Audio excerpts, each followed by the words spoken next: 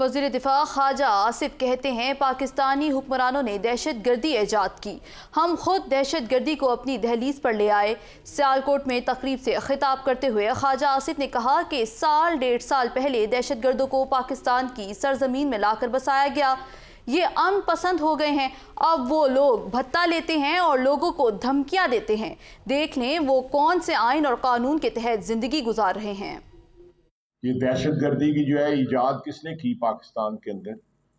وہ بھی ہمارے حکمرانوں نے کی، لیکن یہ دہشت گردی ہم اپنی دہلیز کے اندر خود لے کے آئے ہوئے ہیں۔ یہ ہمارے گھر کے سین میں جو دہشت گردی آئی ہوئی ہے ہم خود لے کے آئے ہوئے ہیں۔ پرانی باتیں چھوڑیں، ابھی سال ڈیڑھ دو سال پہلے جو ہے ان کو دوبارہ پاکستان کی سرزمین پہ لا کے بسایا گیا تھا کہ یہ امن پسند ہو گئے ہیں اور پاکستان کی جو قانون اور آئین ہے اس کے مطابق زندگی گزاریں گے۔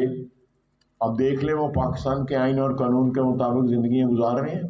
وہ بھتہ بھی لیتے ہیں، ان بڑے بڑے نام بھی لیتے ہیں کہ فلانے کو ہم مار دیں گے، فلانے کو یہ کر دیں گے، فلانے کو یہ کر دیں گے۔ شدید ضرورت ہے، اشد ضرورت ہے کہ ہم اپنے گریبانوں میں جھانکیں اور دیکھیں